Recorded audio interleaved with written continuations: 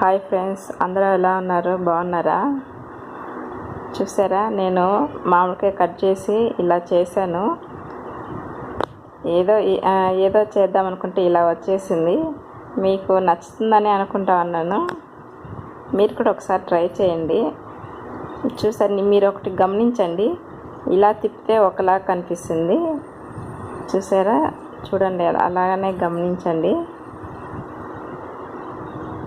చూసారా, ఇలా తిప్పితే ఇంకొకలా కనిపిస్తుంది.